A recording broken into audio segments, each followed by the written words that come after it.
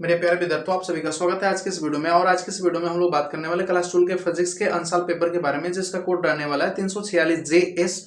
तो एक बात भाई आप याद रखिएगा, वीडियो थोड़ी सी लंबी हो सकती है क्योंकि जो वीडियो है पूरे एक ही वीडियो में मैं पूरे इस अंशालों का सोल्यूशन देने वाला हूं, तो वीडियो थोड़े से लंबे हो सकती है। तो वीडियो को शुरू से लेकर के अंत तक देखेंगे भाई, ठीक है। दूसरी बात ये याद रखिएगा कि जो अंशाल पेपर होता है, यदि आप अंशाल पूरे ढंग से कर लेते हो तो मान के चलो कि आप क्वेश्चन पेपर जो एग्जाम हॉल में बैठे होगे तो लगभग 80% आप क्वेश्चन को हल कर जाओगे, क्योंकि 80% जो क्वेश्चन होते हैं ये अंशाल से ही रिपीटेड होते हैं। क्योंकि हर एक साल जो क्वेश्चन बनाए जाते हैं वो क्वेश्चन पेपर होता है जो 60 सेट में होता है, और 60 सेट का जो पेपर होता है वो लगभग ज्यादातर रिपीटेड होता है। तो आप 3 सालों का लगभग अंशाल कर लेते हो तो मान के चलो कि आपके लिए पेपर जो होगा काफी इजी हो जाएगा। तो मैं आज के इस वीडियो में जो 346JS का कोड का पेपर रहने वाला है फिजिक्स का, उसके बारे में बात करूंगा। तो इसमें जो है खंड अ में बहुविकल्पी क्वेश्चन दिए गए हैं, और खंड अ में जो बहुविकल्पी क्वेश्चन दिए गए हैं उसमें ध्यान देना भाई कि विद्युत चुंबकीय तरंगों के संचरण की दिशा और ध्रुवण तल के बीच में कितने अंश का कोण होता है। तो भाई ध्यान देना, ये संचरण की जो दिशा है और जो ध्रुवण तल है उनके बीच में पूछा गया। तो याद रखना, हमेशा देखते हो कि हमेशा ये लंबवत होते हैं, चाहे वैद्युत क्षेत्र हो, चाहे चुंबकीय क्षेत्र हो, या चुंबकीय संचरण की जो दिशा होती, सब तीनों लंबवत ही चलते हैं। तो याद रखिएगा, अर्थात 90 अंश होगा। दूसरा क्वेश्चन ये बोला गया है कि जब M1 और M2 द्रव्यमान के दो नाभिक परस्पर संलयित होते हैं और संलयित होने के बाद एक M द्रव्यमान का नाभिक बनाते हैं, तो एक बात याद रखिएगा भाई कि जो नाभिकीय संलयन होती है, नाभिकीय संलयन की क्रिया जो होती है, नाभिकीय संलयन में जो हल्के नाभिक होते हैं, हल्के नाभिक, दो हल्के नाभिक मिलकर के भारी नाभिक का निर्माण करते हैं। और भारी नाभिक का जब निर्माण होता है तो एक बात और याद रखिएगा, यहां से ऊर्जा भी मुक्त होती है। ऊर्जा भी क्या होती है? मुक्त होती है, मतलब यहां से ऊर्जा भी निकलेगी। और इसका मतलब यह कि ऊर्जा जो आए कैसे, तो आप आइंस्टाइन के जो सापेक्षता के सिद्धांत में आप लोगों ने पढ़ा होगा कि जो द्रव्यमान होता है, द्रव्यमान कन्वर्ट किस में हो जाता है? ऊर्जा में। अर्थात इसका मतलब कि जो हल्के नाभिक है मिल रहे होंगे तो भारी नाभिक से द्रव्यमान इनका ज्यादा रहता होगा इन दोनों के जोड़ने के बाद। इसका मतलब ये होगा कि पहले उन दोनों द्रव्यमानों का जो योगफल होगा बाद में संलयित होने के बाद जो द्रव्यमान है उससे ज्यादा होगा। इसलिए ऑप्शन नंबर दूसरा क्या होगा यहाँ पर? सही होगा। ठीक है। तीसरे क्वेश्चन में इसमें पूछा गया भाई, ध्यान देना, तीसरे क्वेश्चन में बात की गई है, तीसरे बहुविकल्पी में बात किया गया है कि एक प्रत्यावर्ती धारा परिपथ में 8 ओम का प्रतिरोध लगा हुआ, 6 ओम का प्रेरकत्व प्रतिघात लगा हुआ है। तो 8 ओम का प्रतिरोध है, इसका मतलब कि आर का मान जो दिया हुआ है 8 दिया हुआ है, जो आपके पास प्रेरण प्रतिघात यानी कि एक्सल का जो मान दिया हुआ है 6 ओम दिया हुआ है। ठीक है। और आगे याद रखना, इसमें पूछा जा रहा है प्रतिबाधा। तो प्रतिबाधा का फॉर्मूला क्या होता है? Z equal to r square plus x l का स्क्वायर। भाई तो याद रखना, यहाँ पर r मतलब 8 का स्क्वायर प्लस ये एक्सएल मतलब 6 का स्क्वायर। इसका मतलब कि 8 का वर्ग 64 और 6 का वर्ग जो होगा 36 हो जाएगा। तो दोनों का ऐड करोगे तो ये होगा 100, और 100 का वर्गमूल जो होता है 10 होता है। तो 10 ओम इस क्वेश्चन का जो होने वाला है राइट आंसर होने वाला, अर्थात ऑप्शन नंबर 4 जो होगा सही होगा भाई। ठीक है। चौथे क्वेश्चन में बात किया गया निर्वात की विद्युतशीलता का मात्रक क्या होता है। एक बात याद रखिएगा, जो कूलाम का नियम होता है, कूलाम का नियम, कूलाम के नियम में हम लोग बल का फॉर्मूला क्या पढ़ते हैं? कूलाम के नियम से ये बताओ, F इक्वल टू हम लोग पढ़ते हैं ना Q1 बटे में 4 पाई एप्सिलॉन नॉट या एप्सिलॉन 0 Q1 Q2 बटे में क्या होता है? R स्क्वायर होता है। इसी को हम लोग निर्वात की क्या बोलते हैं? वैद्युतशीलता बोलते हैं भाई। ठीक है। तो ध्यान देना, यहाँ पर एप्सिलॉन 0 जो होगा, एप्सिलॉन 0 इक्वल टू क्या मिलेगा? तो 1 बटे में 4 पाई Q1 Q2 बटे में क्या हो गया, यहां से ए भी चला जाएगा तो F गुणे आर स्क्वायर। ठीक है। इसका तो कोई मात्रक होता नहीं, तो इससे कोई लेना देना भाई नहीं है आपको। ठीक है। यहाँ पर आवेश का मात्रक जो होता है कूलाम होता है, दो आवेश से दोनों का गुणा होगा, अर्थात कूलाम का स्क्वायर, अर्थात कूलाम का क्या हो जाएगा? स्क्वायर बटा में ये बल का मात्रक क्या होगा? न्यूटन। बल का मात्रक क्या हो जाएगा? न्यूटन। यहाँ पर आर क्या होता है? दूरी। दूरी का मात्रक क्या हो जाएगा? मीटर का स्क्वायर। अर्थात जो होगा इसका एप्सिलॉन 0 का मात्रक कूलाम स्क्वायर प्रति न्यूटन मीटर स्क्वायर। भाई याद रखिएगा, बहुत आसान क्वेश्चन था ये, और ये बहुत इंपॉर्टेंट क्वेश्चन भी है, इसको भी बारे में ध्यान देना। ठीक है। आगे बढ़ते हैं हम लोग। अंक वाले क्वेश्चन में बोला गया था कि न्यूनतम आवृत्ति की विद्युत चुंबकीय तरंग कौन सी है। तो याद रखिएगा भाई, पराबैंगनी किरणें और प्रावैग्निक किरणें, एक्स किरणें और गामा किरणें और सूक्ष्म किरणें में से सबसे जो कम आवृत्ति वाली होती है कौन सी होती है? सूक्ष्म तरंगे होती है। ठीक है, आगे हम लोग बात करेंगे 4 नंबर, अनुचुंबकीय पदार्थ की चुंबकीय प्रवृत्ति, अर्थात इसको हम लोग पढ़ते हैं भाई, याद रखिएगा काई। क्या पढ़ा जाता है? काई। एक्स जैसे बना होता है लेकिन पढ़ते हैं इसको काई है। परंतप टी के साथ किस प्रकार बदलती है? तो याद रखना भाई कि जब अनुचुंबकीय पदार्थ की बात की गई है तो जो काई होता है, काई होता है ये व्युत्क्रमानुपाती होता है परमताप का। ये 1/टी, टी के पावर नीचे 1 है, ऊपर जब जाएगा तो ये ही जो हो जाएगा अनुक्रमानुपाती हो जाएगा, टी के पावर माइनस का 1, अर्थात ये टी के पावर माइनस 1 आ जाएगा। इसका मतलब कि ऑप्शन नंबर 2 जो होगा राइट आंसर होगा भाई। ठीक है, तो आपने इस पूरे ऑब्जेक्टिव क्वेश्चन को देखा, मैं अब दूसरे खंड में लेके चल रहा हूं। ठीक है, देखो भाई दूसरे क्वेश्चन में ये बोला गया है कि पूर्ण आंतरिक परावर्तन से क्या तात्पर्य, और किरण आरेख बना करके इसको देखा है, तो ध्यान से सुनना भाई। पूर्ण आंतरिक परावर्तन जो होता है वो कौन सी घटना होती है? जिसमें प्रकाश की किरणें जो होती है सघन माध्यम से किसमें जाती है? विरल माध्यम में जाती समय। ठीक है, आपतन कोण क्रांति कोण से अधिक होने पर उसी माध्यम में वापस क्या हो जाती है? लौट जाती है। उस पूरी घटना को बोलते हैं हम लोग पूर्ण आंतरिक परावर्तन। तो एक बात और याद रखिएगा भाई, इसका आरेख कैसे खींचेंगे, तो ध्यान देना। पहला चीज कि जब भी कोई किरण सघन माध्यम से विरल माध्यम में जाती है तो उसका जो किरण होती है अविलंब से दूर हटती है। जैसे मैं बात करूं, ये जो है आपके पास मान लो कि सघन माध्यम है, ठीक है, और ये वाले को मैंने मान लिया कि विरल माध्यम है। ध्यान देना, यदि इधर से ये किरण आ रही है तो इसको जाना चाहिए था इस पे, लेकिन ये अविलंब से थोड़े से क्या होगी? दूर हटेगी। ये आपका अविलंब रहा, अविलंब से क्या होगी? दूर हटेगी, अविलंब की ओर झुकेगी नहीं। ये जरूर याद रखना कि जो ये आपका नॉर्मल है ना, जो ये अविलंब है, अविलंब की तरफ नहीं झुकेगी, अविलंब से क्या होगी? दूर भागेगी। यदि इसका और मान बढ़ा दिया जाएगा तो ये इस पे आएगी। तो जब ये 90 अंश पे आती है तो उसको क्रांति कोण बोला जाता है। ठीक है, जब ये 90 होता है तो क्रांति कोण बोलते हैं। जब इससे भी इसका मान ज्यादा हो जाए तो उसको बोला जाता है पूर्ण आंतरिक परावर्तन। अर्थात इसका ग्राफ जब खींचोगे आप लोग तो ये ग्राफ जो बनने वाला होगा ऐसे बनने वाला होगा। ठीक है, ये आपका सघन माध्यम है, ये आपका कौन सा माध्यम है? विरल माध्यम है। और किरणें जो आई यहां से पूरा आई और फिर उसी माध्यम में वापस क्या हो गई? लौट गई। ये आपका होता है अविलंब। ये क्या होता है भाई? अविलंब होता है। ठीक है, फिर बात करते हैं आगे। देखो भाई दूसरे क्वेश्चन का जो ख नंबर में पूछा गया था कि जो संभारिक समस्थानिक और संभारिक नाभिकों में अंतर समझाइए, तो ध्यान से सुनना भाई। समस्थानिक किसको बोला जाता है? तो ध्यान से एक बात को समझना। समस्थानिक का मतलब यह है कि इनका जो परमाणु क्रमांक होगा, इनका परमाणु क्रमांक क्या होता है? समान होता है। इनका परमाणु क्रमांक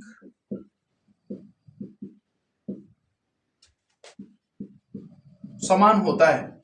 ठीक है, दूसरी बात यहां पर इनके लिए याद रखना कि इनका जो द्रव्यमान संख्या होती है, इनकी द्रव्यमान संख्या अलग अलग होती है। इनकी द्रव्यमान संख्या अलग अलग होती है, अलग अलग होती है। एग्जाम्पल के तौर पे देखो तो प्रोटियम, ड्यूटेरियम और ट्राटियम, यानी कि 1H1, 1H2, 1H3 सबका परमाणु क्रमांक सेम है, लेकिन द्रव्यमान संख्या इनकी क्या है? अलग अलग है भाई। ठीक है, दूसरी बात, अब चलते दूसरी ओर चलते हैं। समस्थानिक किसको बोला जाता है? तो इनमें याद रखना कि संभारिक वाले में क्या होता है? तो इनकी परमाणु क्रमांक है ना, इनका परमाणु क्रमांक समान नहीं होता है। इनका परमाणु क्रमांक समान नहीं होता है। दूसरी बात यहां पर याद रखना इनके लिए कि जो इनकी द्रव्यमान संख्या होती है वह समान होती है। इनकी द्रव्यमान संख्या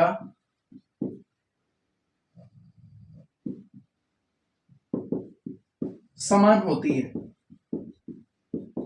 ठीक है, इसका एग्जांपल याद रखना भाई। आर्गन 18 AR 40 या 20 कैल्शियम 40, इनकी द्रव्यमान संख्या आपको सेम नजर आ रही होगी, लेकिन परमाणु क्रमांक जो है अलग अलग आते हैं। तो आप सिंपल से इसका आंसर देना चाहते हो, आप इनके अकॉर्डिंग दे दो, इनके अकॉर्डिंग दे दो, जैसे भी तुलना करके देना चाहते हो दे सकते हो। सीधा सीधा लिखोगे कि समस्थानिक जो होता है, समस्थानिकों का परमाणु क्रमांक समान होता है। परमाणु क्रमांक समान होता है, परंतु संभारिकों का परमाणु क्रमांक समान नहीं होता है। समान नहीं होता है। तो ये आप एक्स्ट्रा याद रखें कि भाई जरूर, है ना, ये भी काम की चीजें हैं, ये भी आपसे पूछा जा सकता है और इसके अकॉर्डिंग भी हम इसका आंसर देते हैं। ठीक है भाई, तो फिर चलते हैं हम लोग इसके दूसरे का ग की तरफ। देखो भाई, दूसरे के ग में पूछा गया है ओमीय एवं अनओमीय प्रतिरोधों के लिए वोल्टता V एवं धारा I के बीच में ग्राफ खींचे। ध्यान से देखना भाई, जितने भी धातु वाले आते हैं वो ओमी के अंतर्गत आते हैं और बाकी जो उनके नियमों का पालन नहीं करते हैं उनको अनओमीय बोला जाता है। ठीक है, तो इनके लिए ग्राफ खींचेंगे हम लोग। हम पहले खींचते हैं ओमीय के लिए, है ना, ओमीय प्रतिरोधों के लिए। तो एक बात ध्यान देना, ओमीय प्रतिरोध के लिए मान लो ये आपका I हो गया और ये आपका V हो गया, ये उसका मूल बिंदु हो गया। तो ध्यान देना, ये जितना आप धारा का मान बढ़ाओगे, जितना आप वोल्टता बढ़ाओगे उतनी धारा का मान बढ़ती है। मतलब ये सेम आपका एक सरल रेखा प्राप्त होगी, सीधी सरल रेखा प्राप्त होती है। तो ये ग्राफ जो होगा ओमीय के लिए होगा। ठीक है, और अनओमीय के लिए क्या होगा, अनओमीय के लिए तो याद रखना, ये मान लो कि आपका V प्रेजेंट कर रहा है और ये I प्रेजेंट कर रहा है, तो इसका मान कुछ समय तक मतलब साथ भी जा सकता है, बदल भी सकता है, अर्थात इसका ग्राफ ऐसे बनता है वक्र के जैसा। ठीक है, तो ये आपका होता है अनओमीय प्रतिरोधों के लिए। ठीक है, तो ग्राफ देख लो भाई, सब बहुत इजी है, आप बना सकते हो। ठीक है, फिर चलते हैं नेक्स्ट क्वेश्चन की तरफ। देखो भाई, इस क्वेश्चन में आ गया है न्यूमेरिकल। ठीक है, और इस क्वेश्चन को बहुत ही इजी तरीके से अपन करेंगे, है ना। और दूसरे क्वेश्चन के घ में दिया हुआ है कि एक चालक पर कितने कूलाम का धनात्मक आवेश है भाई।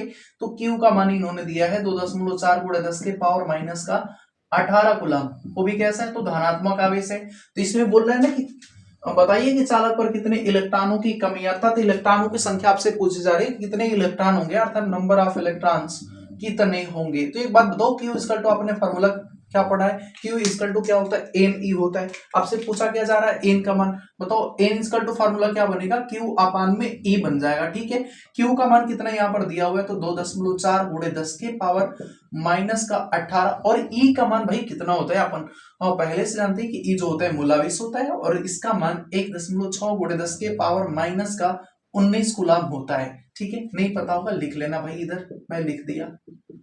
ठीक है, इतना कूलाम। अब सिंपल सी बात को ध्यान देना भाई, सेम स्थान पे दशमलव ऊपर भी है और नीचे भी, अर्थात 10 से गुणा भी कर सकते हो। तो 24 बटे में कितना बनेगा, 16, राइट।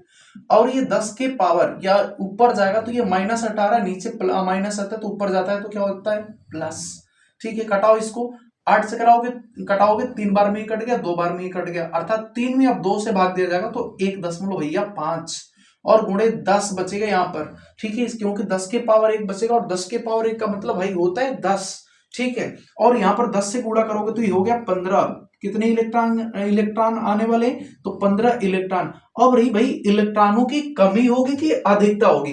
ध्यान देना भाई, इस वर्ड पे धनात्मक बोला है, अर्थात इलेक्ट्रॉन यहां से निकल रहे होंगे तब ये पॉजिटिव बन रहा होगा। यदि इलेक्ट्रॉन जहां पर पहुंचेंगे वहां पर याद रखना कि इलेक्ट्रॉनों की जहां पर अधिकता होती है वह ऋणावेशित होता है। ठीक है, तो इलेक्ट्रॉन यहां से क्या हो रहे होंगे, निकल रहे होंगे, अर्थात इलेक्ट्रॉनों की कमी होगी, इलेक्ट्रॉनों की कमी होगी भाई।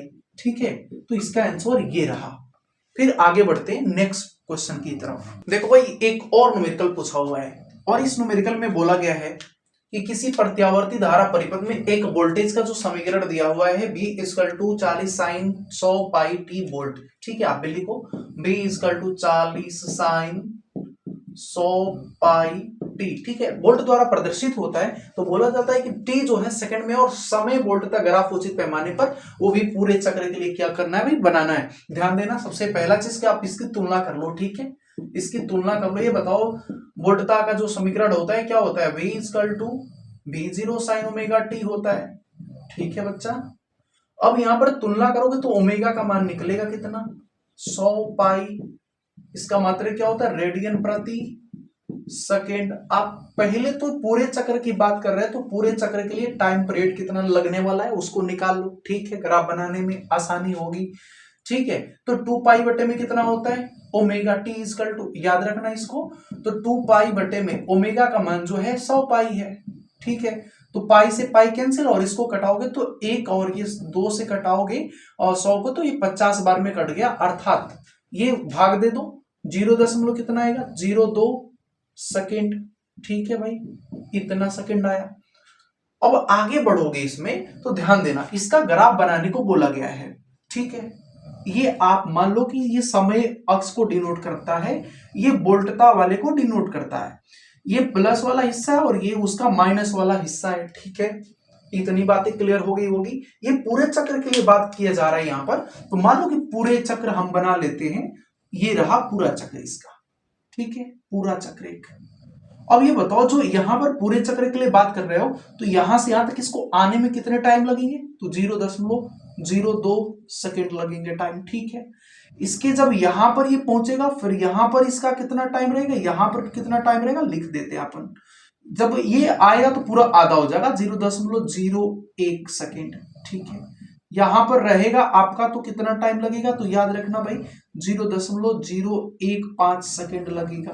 ठीक है, यहां पर आएगा तो 0.005 सेकेंड लगेगा। ठीक है, यहां पर तो 0 से स्टार्ट होता ही।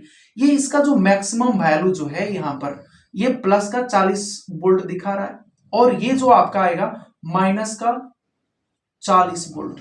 ठीक है, अब ग्राफ हमने बना दिया भाई, इजी एक नंबर मिल गया, आसानी पूर्वक बताओ क्वेश्चन में दम है क्या। ठीक है, चलो देखते हैं दूसरे क्वेश्चन को। देखो लो भाई, तोहनो से एगो रिक्वेस्ट बा, ठीक बा, ये वीडियो बनाने में बड़ा हमके टाइम लगा था और बड़ा मेहनत करे के पड़ता भाई। एक बार वायरल करा लो, थोड़ा वीडियो को शेयर कर दो यार। तो चलो लो देखल जाओ फिर एक क्वेश्चन के।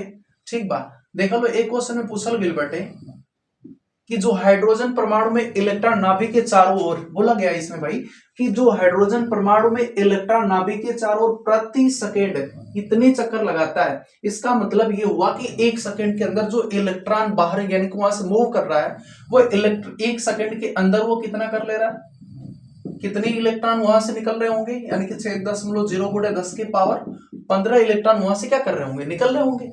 वृत्तीय पथ के किसी बिंदु पर धारा का मान कितना होगा, मतलब धारा पूछी जा रही है। तो ये बताओ, I = Q अपान में क्या पढ़ा आपने, T पढ़ा होगा, राइट। और Q = फिर क्या होता है, NE और बटे में T। सिंपल सा मान उठा के रख लो।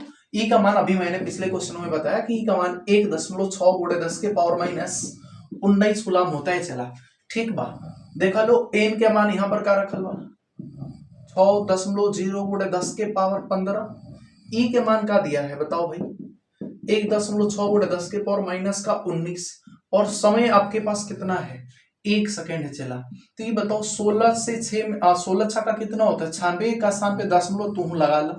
ठीक बा, अब तो 9.6 × 10⁻, इनमें से घटेगा तो कितना बची, 19 में से 15 को घटा लो भाई, तो 10⁻ कितना बची, -4 गो। ठीक बा, इतना ये आपका मान आया किसका, ध्यान देना, धारा का, इतना एम्पियर। ठीक है, फिर आगे बढ़ जा। ठीक, देखो भाई नेक्स्ट क्वेश्चन में पूछा गया है कि तीसरे का जो क है और ये खंड जो है स है, इसमें पूछा गया कि परमाणु के रदरफोर्ड मॉडल की मुख्य कमियां क्या है।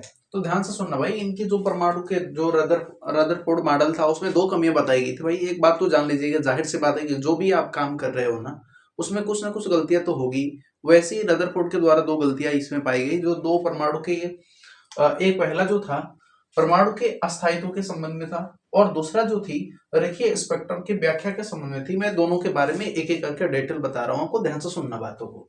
पहला चीज कि जो भी चीजें होती है या जो भी वस्तुएं होती हैं, यदि वो वृत्तीय पथ पर चले तो वृत्तीय पथ पर चलने के लिए उसको आवश्यक अभिकेंद्र बल की आवश्यकता पड़ती है।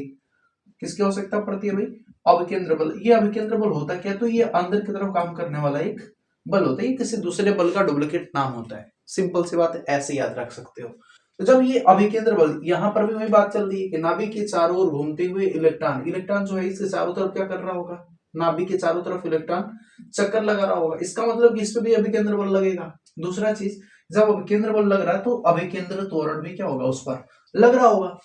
और उसके बाद से जो मैक्सवेल थे, मैक्सवेल ने अपने गति विज्ञान में ये बात बताई थी कि यदि कोई भी इलेक्ट्रॉन हो, चाहे कोई भी कण जो है त्वरित गति कर रहा होता है, तो वह ऊर्जा का उत्सर्जन करता है। वो ऊर्जा का क्या करता है, उत्सर्जन करता है। तो मैक्सवेल के विद्युत गति विज्ञान के अनुसार त्वरित इलेक्ट्रॉन जो होगा ऊर्जा का क्या करेगा, उत्सर्जन करेगा। और जिसकी वजह से जब ऊर्जा का उत्सर्जन करेगा भाई, तो इसकी एनर्जी घटती जाएगी। जैसे जैसे घटती जाएगी वैसे वैसे इसकी त्रिज्या क्या होती जाएगी, कम होती जाएगी। मतलब इसकी पथ की त्रिज्या क्या हो जाएगी, कम हो जाएगी और अंत में ये नाभिक पे जाकर के क्या हो जाएगा, गिर जाएगा। अब बताओ भाई, ये नाभिक पे जाके गिर जाएगा तो क्या परमाणु का अस्तित्व संभव है? नहीं है, अस्थायी वो रह ही नहीं सकता है। इस वजह से ये बातें मानी गई कि परमाणु का अस्थायित्व के संबंध में इनकी बातें जो थी पूरी की पूरी गलत थी। तो एक कमी इनकी ये रह गई। दूसरी कमी इनके द्वारा ये बताई गई कि दूसरी कमी जो थी ये बताई गई कि रदरफोर्ड स्पेक्ट्रम की व्याख्या करने के संबंध में, है ना, ध्यान से सुनना बात को इसमें, कि जब पहले वाले में हम लोगों ने बात कर दिया कि इलेक्ट्रॉनों की पथ की त्रिज्या क्या हो रही है, बदल रही है। रदरफोर्ड मॉडल में इलेक्ट्रॉनों की पथ की जो त्रिज्या होती है बदलती जाती है भाई। तो उसमें रहने से उनके घूमने की आवृत्ति भी क्या होती जाएगी, बदलती। अब बोलो कि सर कैसे आवृत्ति बदल रही हो? सिंपल सी बात है भाई, जैसे जैसे उसकी त्रिज्या कम होती जाएगी वैसे वैसे उसका आवर्त काल भी क्या होता जाएगा, कम होता जाएगा, जल्दी में चक्कर लगा लेगी।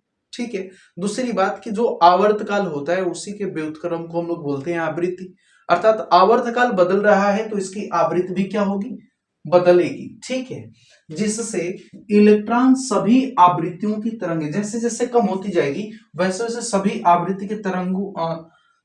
आवृत्तियों के तरंगों को क्या करेगा, ये उत्सर्जित करेगा। अर्थात परमाणु जो होता है, परमाणु का स्पेक्ट्रम जो होता है सतत होता है, मतलब ये ऊर्जा का उत्सर्जन लगातार करता जाता होगा। अर्थात लगातार इसकी आवृत्ति क्या होती जाती होगी, मतलब बदलती जाती होगी। इस वजह से ये बोला जाता है कि ये परमाणु का स्पेक्ट्रम जो होता है इनके द्वारा सतत होता है, लगातार होता है। परंतु वास्तव में ऐसा नहीं होता भाई। परंतु वास्तव में परमाणु के स्पेक्ट्रम में निश्चित आवृत्ति की स्पेक्ट्रमी रेखा प्राप्त होती है। इस प्रकार रदरफोर्ड का जो परमाणु मॉडल था वह स्पेक्ट्रम की व्याख्या करने में भी क्या रहा, असफल रहा। ठीक है भाई। तो इस क्वेश्चन का आंसर ऐसे आप लिख सकते हो और नंबर को आसानी पूर्वक प्राप्त कर सकते हो। आई होप ये बातें आप लोगों को समझ में आई होगी। तो ठीक है भाई, नेक्स्ट क्वेश्चन की तरफ चलते हैं। देखो भाई, जो नेक्स्ट क्वेश्चन है इसमें न्यूमेरिकल फिर से पूछा गया। न्यूमेरिकल बहुत आसान है, बस ध्यान से समझना है। इसमें बस थोड़े से फिगर दे दिया, फिगर से घबराना नहीं है, बहुत आसान ये क्वेश्चन होने वाला है। तो ध्यान से देखो भाई, इसमें बोलोगे कि एक उत्तल लेंस पर प्रकाश की किरणें चित्र के अनुसार पड़ रही है, जैसे आपको चित्र में दिखा गया ऐसे किरणें पड़ रही है। यदि लेंस की फोकस दूरी बाबू कितना बताया है, बताओ तो 20 सेंटीमीटर। ठीक है भाई। तो प्रतिबिंब की स्थिति आपको पता करनी है। एक बात समझ लेना कि जो ये किरणें जा रही है बिंदु वस्तु O पर, तो ये वस्तु जो O है इस लेंस के लिए ये मान के चलो आभासी वस्तु का काम कर रहा है। किसका काम कर रहा है? ये बिंदु वस्तु O इस लेंस के लिए आभासी वस्तु का काम करता है। ठीक है। इसका मतलब कि जो यहां पर CO है, चाहे यहां पर U जो है वह किसके बराबर है? 10 सेंटीमीटर के बराबर है। किसके बराबर है? 10 सेंटीमीटर के बराबर है। क्वेश्चन में एफ का मान दिया हुआ है कितना भाई? 20 सेंटीमीटर। आपसे प्रतिबिंब की स्थिति पूछी जा रही है तो इसका मतलब कि सबसे पहले भी निकालोगे भाई। ठीक है। एक बात बताओ, आपने फार्मूला पीछे पढ़ा भी होगा कि 1 में एफ इक्वल टू 1 में v माइनस 1 में क्या होता है? यू होता है। तो 1 में भी एफ के जगह पर आप 20 रख सकते हो और v का तो मान ही निकालना है। u का मान आपका कितना है भाई? 10 है। यदि इससे किरण के दिशा में तो इसको प्लस लेते और किरण के विपरीत दिशा में होता तो u को माइनस लिया जाता। ठीक है। आप इसको इस साइड लेके आओगे तो 1 में v इक्वल टू 1 में 20, ये माइनस इधर आया तो प्लस हो गया, तो 1 में 10। अब दोनों का एलसीएम लिया जाएगा तो ये कितना आएगा? 20। 20 कने 20 और 10 दूनी के 20, यानी कि यहाँ पर 2 आ गया। तो 1 में v इक्वल टू 3 में कितना आया भाई साथी? और 20 आया है। 3 में 20, तो बताओ v इक्वल टू कितना हो जाएगा? 20 में 3, उल्टा कर देंगे, राइट। अब बताओ 20 में 3 से भाग दोगे तो लगभग ये 6.7 आएगा। मतलब इसका जो प्रतिबिंब की दो दूरी होने वाली है C से, वह कितनी दूरी होगी? 6.7 सेंटीमीटर के दूरी पर। अतः प्रतिबिंब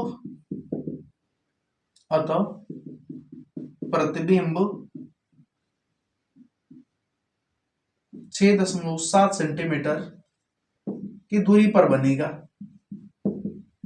अब ध्यान से देखना भाई, इतने दूरी पर बनेगा, इसका मतलब कि जो ये बन रहा है ये बिंदु वस्तु O को जो आपने आभासी वस्तु माना था इससे पहले बन जा रहा है, तो इसको किरण आरेख भी बोला है। किरण का मार्ग को भी क्या करना है आपको दिखाना है। तो ऐसे बनाने के बाद फिर हम लोग मान लेते हैं कि यहाँ कहीं पर, यहां से लेके यहां तक की जो दूरी होने वाली है वह 6.7 सेंटीमीटर है, सपोज मैंने कर लिया। तो यहां से किरणों को हम लोग यहां पर झुका देंगे, ठीक है, ठीक है भाई। तो ये आपका हो जाएगा किरण आरेख, राइट। यहीं पे इसका प्रतिबिंब कौन सा बन रहा है, आई बन रहा है। तो इस क्वेश्चन का जो सॉल्यूशन होने वाला है यही रहने वाला भाई, बहुत आसान क्वेश्चन था। फिर चलते हैं नेक्स्ट क्वेश्चन की तरफ। तो देखो भाई नेक्स्ट क्वेश्चन में ये पूछा गया है कि विद्युत चुंबकीय तरंगे क्या है, इनके संचरण आरेख खींचकर विद्युत क्षेत्र एवं चुंबकीय क्षेत्र अवयव को दिखाना है भाई, ठीक है। तो बहुत आसान क्वेश्चन है, ध्यान देना। विद्युत चुंबकीय तरंगे वे तरंगे होती है जिसमें वैद्युत क्षेत्र और चुंबकीय क्षेत्र दोनों ही क्या होते हैं, लंबवत होते हैं, और इन दोनों के लंबवत तरंग संचरण की दिशा होती है, ठीक है भाई। उसी को ग्राफ में भी बनाया है, इसको समझाऊंगा भी, थोड़े से इसके डेफिनेशन पे आते हैं।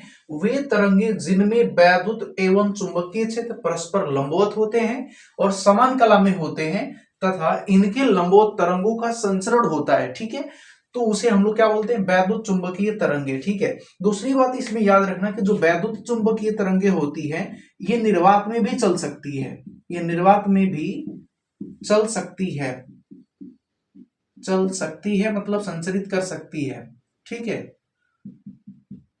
दूसरी बात इसमें मोटा मोटी याद रखना कि इनकी निर्वात में चाल, निर्वात में चाल 3 × 10⁸ मीटर प्रति सेकंड होती है, ठीक है भाई। तो इस बात को भी याद रखना। दूसरी बात, अब यहां पर ध्यान देना, दो चीजों को मैंने बताया है, ये वैद्युत क्षेत्र ऐसे चलता है तो चुंबकीय क्षेत्र इसके ठीक लंबवत चलता है, ठीक है। मैंने 3 अक्षों की सहायता लिया है, एक्स अक्ष, वाई अक्ष और जेड अक्ष, 3 अक्ष है आपके पास, ठीक है। अब ये एक्स अक्ष की दिशा में क्या कर रही है, जा रही है, तो इसके दोनों लंबवत, ठीक है, इन दो, इस अक्ष के लंबवत ये वैद्युत क्षेत्र भी होगा और चुंबकीय क्षेत्र भी होगा। तो दोनों को आप ऐसे आप बना सकते हो, जितने इस तरह से दिखाई पड़ रहा है ब्लू वाला सब ये वैद्युत क्षेत्र को डिनोट कर रहा है, रेड वाला जो है चुंबकीय क्षेत्र को डिनोट करा रहा है, और इन दोनों के लंबवत तरंग संचरण की दिशा होती है, जो डेफिनेशन में आपने भी जस्ट पढ़ा भाई। तो ध्यान से पढ़ लेना, ये एक 100% क्वेश्चन आने वाला है इस बार भी, ठीक है। तो अच्छे से इसको पढ़ के जाना, राइट। दूसरी बात कि भाई मैं टाइम को बचत करने के लिए मैंने बोर्ड पे पहले से थोड़े बहुत कुछ डेफिनेशन को लिख दे रहा हूं ताकि समय आपका बच सके, ठीक है। तो चलो भाई देखते हैं। तो देखो भाई इस क्वेश्चन में बहुत आसान क्वेश्चन पूछा हुआ है, चूंकि ये 2 नंबर में है तो इसको छोटे टाइप में हम लोग हल करेंगे, ठीक है। दूसरी बात की फिर इस क्वेश्चन को ध्यान से समझेंगे, बस आपको फार्मूला याद रहा तो इस क्वेश्चन को आप कर लोगे, ठीक है। इसमें बोला गया है कि चुंबकीय द्विध्रुव आघूर्ण का सूत्र क्या करिए, स्थापित कीजिए। एक बात बताइए, जो चुंबकीय द्विध्रुव आघूर्ण होता है वह 3 बातों पर निर्भर करता है। पहला चीज ये बोल सकते हो कि जो चुंबकीय द्विध्रुव आघूर्ण होता है, चुंबकीय द्विध्रुव आघूर्ण, द्विध्रुव आघूर्ण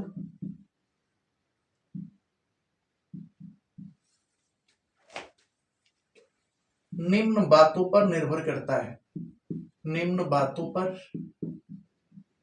निर्भर करता है, निर्भर करता है। देखो मैं एक एक के बारे में बात कर रहा हूं। पहला, ये फेरों की जो संख्या होती है, ठीक है, संख्या n के अनुक्रमानुपाती होता है। n की क्या होता है, अनुक्रमानुपाती होता है, क्रमानुपाती होता है। इसका मतलब कि जो m होगा, m होगा ये अनुक्रमानुपाती होगा किसके, n के। दूसरी बात याद रखना यहां से कि यह जो होता है यह धारा के अनुक्रमानुपाती होता है, धारा के अनुक्रमानुपाती होता है।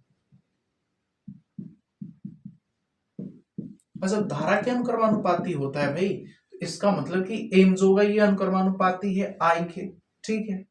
तीसरी वाली बात यहां पर आ जाएगी, यह क्षेत्रफल के अनुक्रमानुपाती होता है, क्षेत्रफल के अनुक्रमानुपाती होता है। ठीक है, तो आप सीधा सीधा ये बोल सकते हो कि एम जो है अनुक्रमानुपाती जो है एक है। आप तीनों को एक साथ मिला करके लिखना चाहते हो तो अतः, ठीक है, एम अनुक्रमानुपाती एन आई ए। अब जब अनुक्रमानुपाती चिन्ह हटाया जाता है तो यहाँ पर इसका जो अनुक्रमानुपाती नियतांक आता है उसका मान एक के बराबर आता है, इसलिए आप एम इजकल टू एन आई ए भी बोल सकते हो। ठीक है, आप ऐसे भी चाहो तो इसको सिंपल तरीके से समझा सकते हो। दूसरा चीज इसका जो मात्रक हो जाएगा भाई, मात्रक आप सीधा सीधा ये बोल सकते हो, ये आई का मात्रक हो जाएगा एम्पियर, एम्पियर, और ये क्षेत्रफल है तो मीटर का स्क्वायर। यदि इसकी बीमा लिखना चाहते हो भाई तो आप लिख सकते हो मीटर स्क्वायर, यानी कि एल पर 2 घात एम्पियर है तो ए। ठीक है, इस बात को भी याद रखना। ठीक है, बहुत आसान तरीका से मैंने समझाने का कोशिश किया, शायद आपको ये बातें समझ में आई होगी। ठीक है, फिर आगे बढ़ते हैं नेक्स्ट क्वेश्चन की तरफ। देखो भाई, खंड जो स था वो समाप्त हुआ, अब खंड द शुरू होने वाला है। ठीक है, और इसमें जो प्रश्न नंबर 4 का क जो क्वेश्चन नंबर है, इसमें बोला गया है कि गास के नियम का उपयोग करते हुए एक अनंत लंबाई के एक समान, अनंत लंबाई के एक समान आवेशी सीधे तार के कारण उत्पन्न वैद्युत क्षेत्र की तीव्रता साथ ही ज्ञात करनी है। वैद्युत क्षेत्र की तीव्रता, वैद्युत क्षेत्र का सूत्र बोल रहा है कि ज्ञात करना, व्युत्पन्न करना। एक बात याद रखना, ये क्वेश्चन इंपोर्टेंट है, आने वाले जो भी पेपर बनेंगे उसमें ये क्वेश्चन छपेगा। ठीक है, तो देखना इसको, बहुत आसान तरीके से मैं समझाने का कोशिश करता हूं आप लोगों को। ठीक है, मान लो कि यह एक अनंत लंबाई का चालक तार है। ठीक है, यह एक अनंत लंबाई का चालक तार है। सपोज करो अनंत लंबाई का, मैंने मान लिया कि ये अनंत लंबाई का ये चालक तार है। ठीक है, इस पर एक समान रूप से आवेश का वितरण हुआ है। मैंने मान लिया कि इस पर आवेश जो है एक समान रूप से वितरित हुए, एक समान रूप से आवेश क्या हुआ है, वितरित हुआ है। मैंने मान लिया कि इस पर धन आवेश पूरा चारों तरफ दिया गया है। ठीक है, अब इससे ये पूछा जा रहा है कि गास का नियम का अनुप्रयोग करते हुए, माने गास के नियम को लगाना। दूसरी बात है यहाँ पर ये भी आपको ध्यान में रखना है कि गास का जो नियम होता है वो बंद पृष्ठों के लिए होता है, खुले पृष्ठों के लिए लागू नहीं होता है। तो बंद वक्र यहाँ पर हमको क्या करना पड़ेगा, बनाना पड़ेगा। तो चलते हैं हम लोग शुरू करते हैं थोड़ी सी बातों को। ठीक है, हम लोग मान लेंगे कि माना अनंत अनंत लंबाई के सीधे चालक तार का रेखीय आवेश घनत्व, रेखीय आवेश घनत्व लेम्डा है। ठीक है, दूसरी बात यहां पर ये मान लेना है, इससे आर दूरी पर, कितने दूरी पर, आर दूरी पर वैद्युत क्षेत्र की तीव्रता ज्ञात करनी है। वैद्युत क्षेत्र की तीव्रता भाई ज्ञात करनी है, वैद्युत क्षेत्र की तीव्रता ज्ञात करनी है। अब ये ज्ञात करनी है तो इसके लिए हम लोगों को क्या करना पड़ेगा भाई, तो ध्यान से समझो। जिसके लिए बच्चा, जिसके लिए हम एक आर त्रिज्या व एल लंबाई का गॉसीय पृष्ठ की रचना करते हैं, गॉसीय पृष्ठ की रचना करते हैं। क्योंकि गास का नियम हम लोग तभी लगाएंगे जब ये बंद पृष्ठ होगा। ठीक है भाई, तो देखो ध्यान से, हम लोग गासीय पृष्ठ की रचना करते हैं। मान लो इससे आर दूरी पर बना लेते हैं इसको अपन,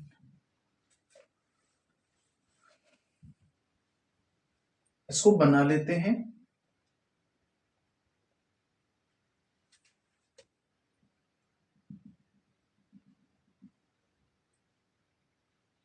एक बेलन की हम लोगों ने यहां पर रचना कर दिया। ठीक है भाई, इस पर कितने पृष्ठ आपको नजर आ रहे हैं, 3 थे। S1 S2 और S3, ठीक है। तीनों से निकलने वाले वैद्युत फलक रेखाओं की संख्या के बारे में हम लोग पता करेंगे, आसानी पूर्वक इसके हल कर पाएंगे, ठीक है।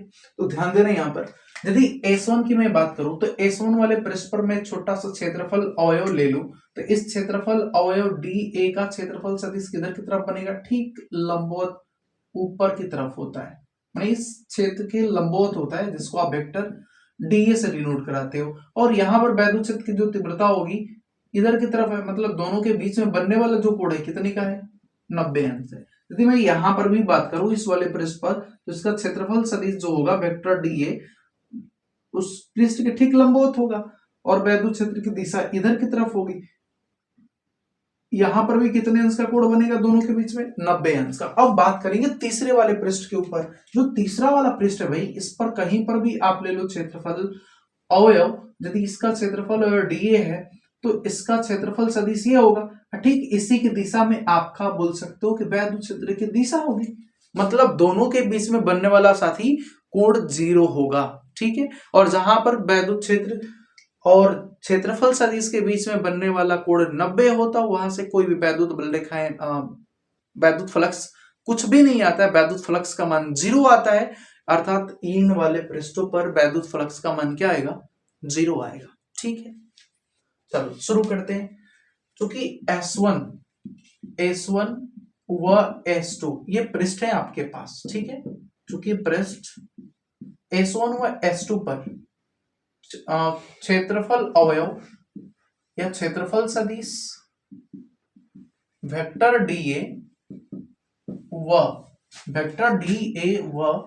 वेक्टर E के बीच का कोण कितना है भाई, 90। कितना कोण आपको नजर आ रहा है, 90 अंश है। अतः वैद्युत फ्लक्स का मान यहाँ पर दोनों जगह से, एक वाले के लिए मैंने φ1 माना, इसके लिए φ2 माना, इन दोनों का मान किसके बराबर आएगा भाई, 0 के बराबर आएगा, ठीक है। अब बच गया कौन सा पृष्ठ, तीसरे वाले के लिए हम लोग बात करेंगे, ठीक है। या पूरे असंपूर्ण के लिए मैं बात कर दे रहा हूं, ठीक है। संपूर्ण गासीय पृष्ठ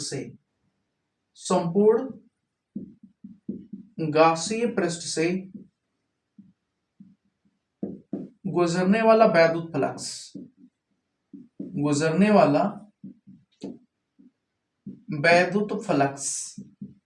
ये मतलब वैद्युत फ्लक्स का मान किसके बराबर आएगा, मैं पूरे की बात कर रहा हूं, ठीक है। बंद समाकलन, इन दोनों का मान 0 हो गया, इनसे कोई लेना देना है नहीं। अब रह गई तीसरे वाले की बात, यानी कि S3 पृष्ठ का बच रहा है। यहां पर फाई इक्वल टू कितना होगा, vector E into vector DA, right.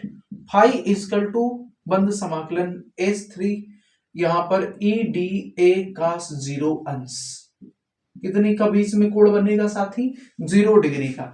E को आप क्या कर सकते हो भाई, बाहर निकाल सकते हो, E को क्या कर सकते हो, बाहर निकाल सकते हो। तो फाई इक्वल टू E बाहर निकल गया तो यहां पर बना क्या, S3DA, इसका मान तो 1 हो जाएगा, क्योंकि ये जो हो बनने वाला है बंद समाकलन या रेखीय समाकलन है, S3DA का जो मान होगा। अब साथ ही बेलन के जो ये वक्राकार पृष्ठ इसी का क्षेत्रफल के बराबर आएगा, मतलब 2 पाई r l के बराबर आएगा, ठीक है। तो फाई इक्वल टू आप क्या लिख सकते हो, E इंटू में 2 पाई r l, ठीक है। तो देखो भाई गास के नियम से यहां पर क्या हो जाएगा, तो गास के नियम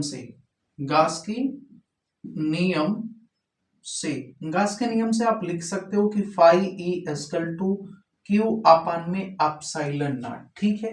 Q अपान में एप्सिलॉन नॉट लिख दोगे तो चूंकि आप पहले से ये बात जानते हो कि lambda equal to Q upon में क्या होता है, L होता है, रेखीय आवेश घनत्व lambda equal to Q upon में L होता है। तो यदि यहां से इस बात को मैं आगे बढ़ाऊं कि Q इक्वल टू क्या निकल के आएगा, तो इसका गुण यहां पर यानी कि लेमडा इंटू में क्या मिलेगा आपको, L मिलने वाला है, ठीक है।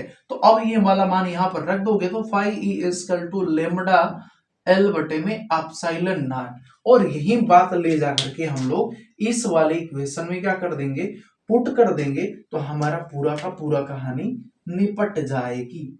चलो ध्यान से देखो इधर, आप यहां पर लिख क्या सकते हो भाई, सुनो, यहाँ पर फाई की जगह पर लेमडा एल बटे में एप्सिलॉन नॉट इक्वल टू में आप लिख सकते हो ई इंटू 2 पाई आर एल। एल से एल क्या हो जाएगा, कैंसिल। मेरे को निकालना है वैद्युत की तीव्रता, मतलब ई निकालना है। ये टर्म कहां चले जाएंगे, नीचे, अर्थात तो यहां पर 1/में 2 पाई एप्सिलॉन नॉट, ठीक है। अब यहां पर बचा हुआ है लिम्डा, लिम्डा बटे में क्या लिखोगे, ये आर भी आएगा तो आर लिख सकते हो, ठीक है। तो या तो फार्मूला आपका यहां पर बना साथी, या तो फार्मूला ये रहा, या आप इसको थोड़े से और चेंजिंग करना चाहते हो तो 2 से ऊपर और नीचे गुणा कर सकते हो।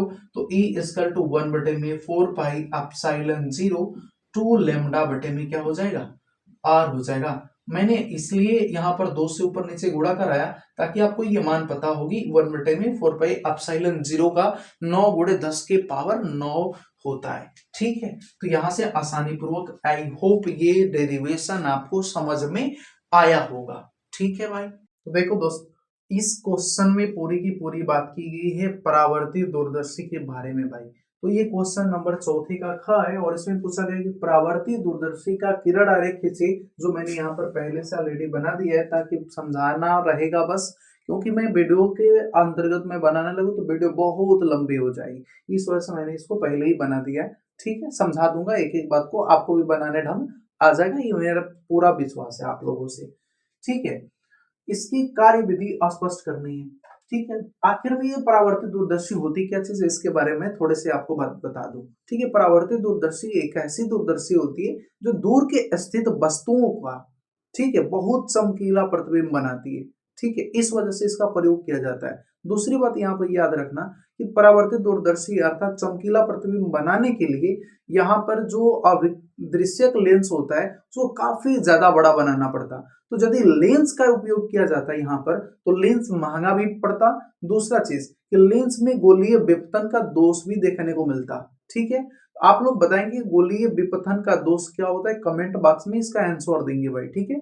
तो गोलीय विपतन की वजह से हम लोगों ने वहां पर लेंस का प्रयोग नहीं करते, ठीक। अब लेंस का प्रयोग नहीं करते तो वहां पर किसका प्रयोग किया जाता है, अवतल दर्पण का प्रयोग करते हैं, क्योंकि जो अवतल दर्पण होता है ये सस्ता भी पड़ता है और कितने भी थोड़े सा व्यास का, थोड़ा ज्यादा व्यास का भी इसको बनाया जा सकता है। दूसरी बात कि इसमें गोलीय विपतन का दोष नहीं पाया जाएगा, इस वजह से इसका प्रयोग करना काफी सरल होगा, ठीक है। तो बात करते हैं आगे। तो परावर्तित दूरदर्शी क्या है आप समझ गए होंगे कि इस दूरदर्शी की सहायता से दूर स्थित वस्तुओं का चमकीला प्रतिबिंब प्राप्त किया जाता है और अदृश्यक लेंस के जगह पर, है ना, अभिदर्शक लेंस के आधार पर बड़े आकार का अवतल दर्पण का प्रयोग किया जाता है, जी इसलिए इसको क्या बोला जाता है, परावर्तित दूरदर्शी बोला जाता है, क्योंकि प्रकाश किरणों के यहाँ पर परावर्तन होता है साथी, ठीक है। अब यहाँ पर समझना बहुत ही दूर स्थित वस्तु कौन सी, ए बी, ठीक है। ए बी हमारी जो है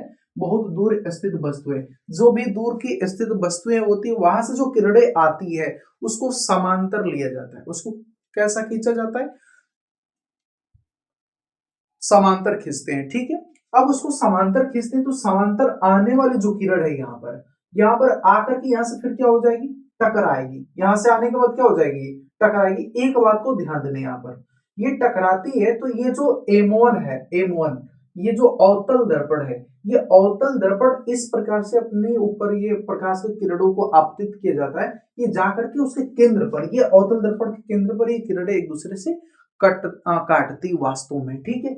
लेकिन उसके काटने से पहले एक 45 अंश के कोण पर यहाँ पर हम लोग एक समतल दर्पण का प्रयोग कर लेते हैं। ये समतल दर्पण का प्रयोग कर लिया जाता है तो ये किरणों को एक दूसरे से मिलने के बाद यहाँ से फिर मोड़ देता है, जिसके द्वारा यहाँ पर एक प्रतिबिंब बनता है वस्तु ए बी का, ए डैश बी डैश, ये प्रतिबिंब आपका बनता है ए डैश बी डैश। ये ए डैश बी डैश प्रतिबिंब जो होता है छोटा होता है, वास्तव में यहाँ पर किरणें काटी हुई है अर्थात तो वास्तविक होता है और वस्तु से उल्टा होता है। ये सीधा प्रतिबिंब नहीं होता, ये कैसा प्रतिबिंब होता है, उल्टा प्रतिबिंब होता है। तो ये बनता कहां पर है, तो याद रखना इस लेंस को हम लोग बोलते हैं नेत्रिका लेंस। इसको क्या बोला जाता है, नेत्रिका लेंस। ये नेत्रिका लेंस के फोकस के कुछ पहले भी हो सकता है, लेंस के फोकस पर भी हो सकता है। तो नेत्रिका लेंस से ये कुछ पहले ही आपका ए डैश बी डैश है, जिसका ये प्रतिबिंब नेत्रिका लेंस जो होगा इसका प्रतिबिंब ले जाकर के यहाँ पर बनाया हुआ है A dash, A double dash, B double dash, अर्थात ये जो प्रतिबिंब बनता है इस नेत्रिका के लिए ये ए डैश बी डैश आभासी वस्तु का काम करता है। किसका काम करता है साथी? आभासी वस्तु का काम करता है, जो इसका प्रतिबिंब ले जाकर के कहां पर बनाया हुआ है? तो स्पष्ट दृष्टि की न्यूनतम दूरी, स्पष्ट दृष्टि की न्यूनतम दूरी जहां पर बात की जाएगी वहां पर साथी याद रखिएगा वो 25 सेंटीमीटर की बात की जाती है। ठीक है, 25 सेंटीमीटर से लेकर के अनंत के बीच में ये प्रतिबिंब बनता है, ताकि हमारे आंखों के द्वारा वो चीजें बहुत बड़ी और स्पष्टता दिख जाए।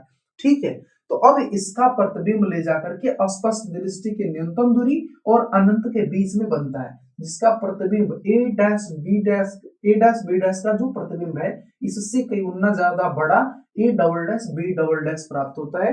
जो ए डैश बी डैश अब इसके अकॉर्डिंग वो सीधा होता है, आभासी होता है, वस्तु से बड़ा होता है। ठीक है, यदि यह नेत्रिका लेंस के फोकस पर ए डैश बी डैश होता तो इसका प्रतिबिंब कहां पर बनता? अनंत पर। कहां पर प्रतिबिंब बनता? अनंत पर। तो आओ इसके हम लोग थोड़े से कार्यविधि पर भी चर्चा कर लेते। जो बातें मैंने समझाई है वही बातें इसमें लिख देनी होती है भाई। ठीक है, ध्यान से समझना।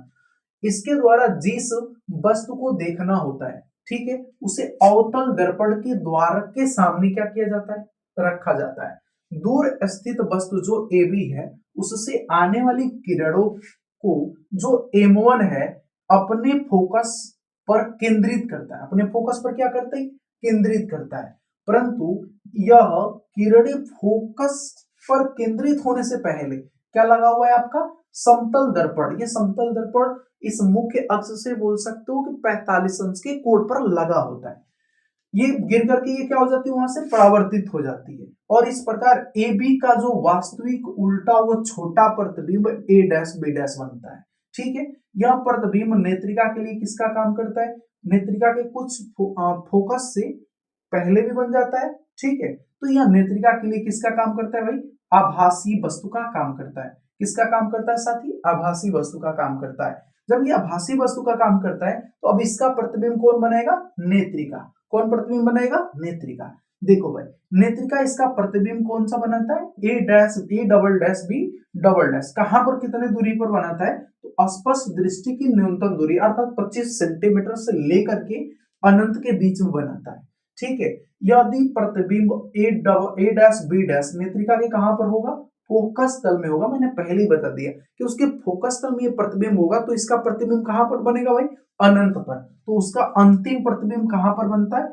अनंत पर बनता है। एक बात ये भी साथ साथ याद रखेंगे कि जो भी दूरदर्शी होती है उसकी आवर्धन क्षमता कैसे निकाली जाती है? तो अंतिम प्रतिबिंब के द्वारा जो आंख पर हमारा बनने वाला कोण होता है उसको हम लोग बोलते हैं दर्शन कोण। आंख पर बनने वाले कोण को क्या कहा जाता है? दर्शन कोण। तो अंतिम प्रतिबिंब के द्वारा बनने वाला जो दर्शन कोण होगा वो अबटे में वस्तु के द्वारा आंख पर बनने वाला कोण जो होता है वो दोनों के अनुपात को दूरदर्शी की आवर्धन क्षमता कहते हैं। ठीक है, तो ये फार्मूला भी आप लोग याद रख लीजिएगा भाई।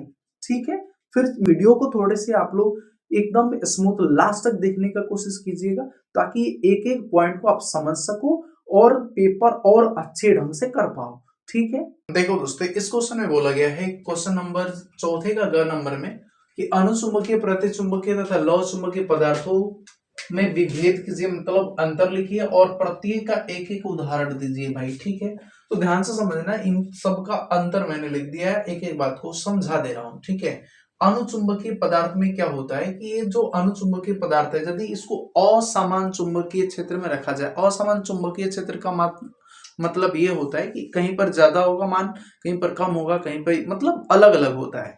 ठीक है, तो वैसी जगहों पर इनको रखा जाता है तो यह दुर्बल चुंबकीय क्षेत्र से या प्रबल की तरफ भागते हैं। किधर की तरफ? दुर्बल से प्रबल की तरफ। लेकिन प्रतिचुंबकीय में उल्टा होता है भाई, यह प्रबल चुंबकीय क्षेत्र से दुर्बल चुंबकीय क्षेत्र की ओर गति करता है, मैंने ठीक उल्टा। किसके? अनुचुंबकीय वाले से। लौह चुंबकीय वाले में तो कहानी और ही खतरनाक है भाई।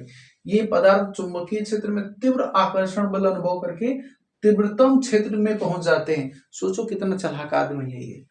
दूसरे वाले की बात करते हैं, दूसरा अंतर क्या इसमें बता सकते हो? तो इनकी चुंबकीय प्रवृत्ति मतलब काई अल्प और धनात्मक होता है।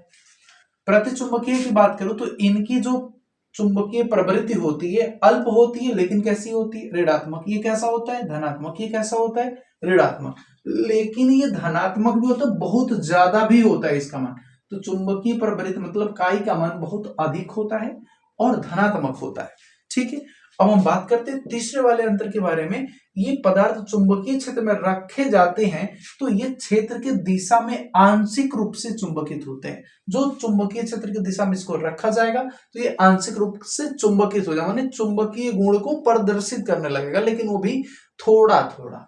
ठीक है, ये पदार्थ चुंबकीय क्षेत्र में रखे जाने पर क्षेत्र की विपरीत दिशा में आंशिक रूप से चुंबकित हो जाए, माने चुंबकीय क्षेत्र के अंदर रखा जाएगा तो ये भी चुंबकित होगा, लेकिन आंशिक रूप से, लेकिन क्षेत्र के उल्टा होगा। ठीक है, यहां पर ये पदार्थ चुंबकीय क्षेत्र में रखे जाते हैं तो क्षेत्र की दिशा में थोड़ा बहुत ही प्रबल चुंबकीय क्षेत्र के साथ क्या हो जाते हैं, चुंबकित हो जाते हैं। ध्यान रखना इस बात का। और चौथा अंतर इसमें क्या है, तो इन पदार्थों की आपेक्षिक चुंबकशीलता होती है जो एक से थोड़ा अधिक होती है, थोड़ा सा अधिक। लेकिन आप प्रतिचुंबकीय की बात करो तो इसका जो मान होता है अपेक्षिक चुंबकशीलता का एक से थोड़ा कम होता है। लेकिन वहीं पे बात करूं मैं किसकी, लौह चुंबकीय पदार्थ की सिला, तो इसका जो मान होता है, याद रखना कि अपेक्षिक चुंबकशीलता का एक से काफी ज्यादा मान बड़ा होता है। ठीक है, इस बात को ध्यान देना। अब इसका उदाहरण की बात कर लेते हैं, उसमें एक एक पूछा है, मैंने 2-3 लिख दिया जानबूझ के, ताकि आप और याद कर लीजिए, दो भी कभी पूछ ले तो आप आसानी पूर्वक उसका आंसर दबा के दे देना। ठीक है, एल्युमिनियम, ऑक्सीजन, मैग्नीज, सोडियम किसके अंतर्गत आएंगे, अनुचुंबकीय पदार्थों के अंतर्गत। प्रतिचुंबकीय में सोना, चांदी, बिस्मथ, जल, है ना, ये सब आ जाएंगे। उसके बाद से लौह चुंबकीय जितने भी लौह धातुई पदार्थ, मतलब लोहा हो गया, कोबाल्ट हो गया, निकिल हो गया, ये सबको हम लोग क्या बोलते हैं, लौह चुंबकीय पदार्थ बोलते हैं साथी। ठीक है, ये वो काम तो गबड़ा दिए चला ना, मैं क्या लगे ही लिखे मेरे प्यारे विद्यार्थियों। आज के जो लास्ट क्वेश्चन हम लोगों ने किया था वो चौथा का घ था। चौथे के घ से जो नेक्स्ट पार्ट आएगा, इसका पार्ट नंबर 2, पार्ट 2 में उसके आगे का मैं क्वेश्चन को सॉल्व कराऊंगा। क्योंकि ये वीडियो बहुत ज्यादा लंबी हो रही थी, इस वजह से मैंने सोचा इसको 2 भाग में डिवाइड करके हम लोग करते हैं। तो चौथे के घ तक इस भाग में रहेगा, चौथे के घ से अगला पार्ट जो भी आने वाला होगा वो आएगा, तो आप वेट कीजिएगा, उसको भी मैं जल्द ही अपलोड कर दूंगा। तो भाई चैनल पे आप लोग नए होंगे तो चैनल को सब्सक्राइब कर लेना भाई, और आप वीडियो को लाइक कर देना, और आप बताइएगा कि वीडियो आप लोगों के लिए कैसी लगी, कमेंट में जरूर आप लोग बताइएगा। और कमेंट में एक क्वेश्चन मैंने आप लोगों से पूछा था बीच वीडियो में, तो आप लोग जरूर उसका आंसर देने का कोशिश कीजिएगा। ठीक है, तो अपने दोस्तों के साथ भी दबा करके शेयर कीजिएगा। वीडियो बनाने में भाई बहुत ज्यादा मेहनत लगी है, तो आप इसको थोड़ा सा ज्यादा अपने दोस्तों के साथ शेयर कीजिएगा ताकि वीडियो थोड़ी दूर तक पहुंच सके। ठीक है, धन्यवाद।